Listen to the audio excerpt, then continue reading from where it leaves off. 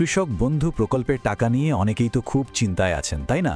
ঘোষণা তো হয়ে গেছে, কিন্তু অ্যাকাউন্টে এখনও টাকা ঢোকেনি। তো চলুন আজ আমরা একটু ভালো করে বোঝার চেষ্টা করি যে ঠিক কেন এই দেরিটা হচ্ছে আর টাকাটা আসলে কবে আসতে পারে। জানি হাজার হাজার কৃষকের মনে এখন একটাই প্রশ্ন ঘুরছে, টাকাটা গেল কোথায়? বারবার অ্যাকাউন্ট চেক করা আর খালি দেখা, এটা কিন্তু খুবই চিন্তার একটা বিষয়। তো এই দ্বিধার আসল কারণটা কি, চলুন সেটাই আজ আমরা খুঁজে বের করি। দেখুন, সরকার তো বেশ কিছুদিন আগেই টাকা ছাড়ার কথা ঘোষণা করে দিয়েছে, কিন্তু বাস্তবে দেখা যাচ্ছে অনেকের অ্যাকাউন্ট এখনও ফাঁকা।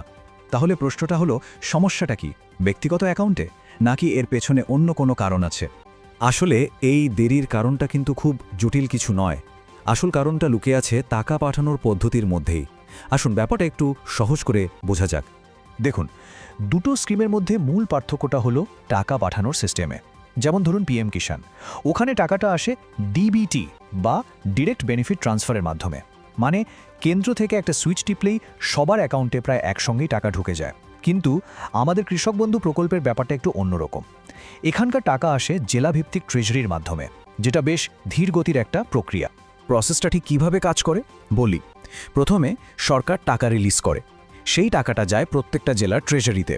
এরপর প্রত্যেকটা ট্রেজারি নিজেদের মতো করে সেই টাকা প্রসেস করে ব্যাংকগুলোতে পাঠায়, আর তারপর ব্যাংক থেকে টাকাটা কৃষকদের অ্যাকাউন্টে ঢোকে।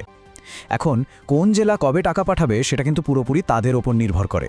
আর ঠিক এই কারণেই দেখবেন এক জেলায় টাকা ঢুকে গেল, অন্য জেলায় আসতে দেরি হচ্ছে। তবে কারণ যাই হোক না কেন, একটা দারুণ ভালো খবর আছে, আর সেটা হলো টাকা কিন্তু অবশেষে অ্যাকাউন্টে ঢুকতে শুরু করে দিয়েছে। হ্যাঁ, একদম পাকা খবর। যেমন ধরুন বর্ধমান জেলার কথা, ওখানকার কৃষকদের অ্যাকাউন্টে কিন্তু আজ থেকেই টাকা জমা হতে শুরু করেছে। এই দেখুন, একজন কৃষক পেয়েছেন ঠিক 2450 টাকা। অবশ্যই জমির পরিমাণ অনুযায়ী এই অ্যামাউন্টটা কম বেশি হতে পারে, কিন্তু আসল কথাটা হলো পেমেন্ট প্রসেস কিন্তু চালু হয়ে গেছে এবং টাকা অ্যাকাউন্টে ঢুকছে।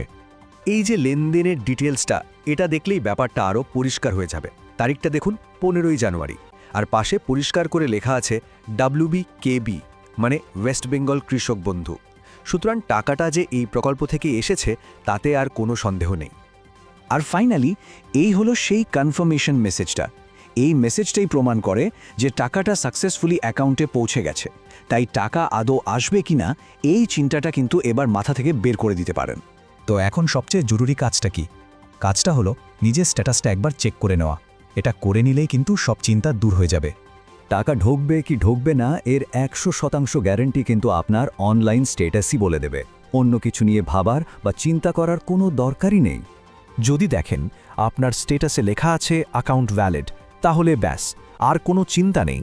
এর মানে হলো আপনার দেওয়া সব তথ্য একদম ঠিকঠাক আছে, অ্যাকাউন্টে কোনো সমস্যা নেই, আর টাকা আপনার অ্যাকাউন্টে আসবেই। এটা শুধু সময়ের অপেক্ষা। আর স্ট্যাটাস চেক করাটা কিন্তু খুবই সোজা। শুধু কৃষক বন্ধুর অফিসিয়াল ওয়েবসাইটে যান, নিজের ভোটার কার্ডের নাম্বারটা দিন, আর সঙ্গে সঙ্গেই পুরো ডিটেলসটা আপনার চোখের সামনে চলে আসবে।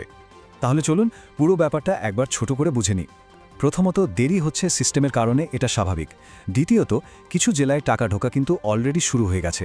তৃতীয়ত, ব্যক্তিগত অ্যাকাউন্টে সম্ভবত কোনো সমস্যা নেই। আর সবচেয়ে গুরুত্বপূর্ণ হলো স্ট্যাটাসে অ্যাকাউন্ট ভ্যালিড লেখা থাকা মানেই টাকা 100% পাওয়া যাবে। তাই টাকা আসতে দেরি হচ্ছে দেখে অকারণে চিন্তা করবেন না। আসল উত্তরটা তো আপনার কাছেই আছে। শুধু একবার নিজের স্ট্যাটাসটা চেক করে নিন, দেখবেন সব দ্বিধা দূর হয়ে গেছে। আপনার স্ট্যাটাসটা কি দেখাচ্ছে? ভ্যালিড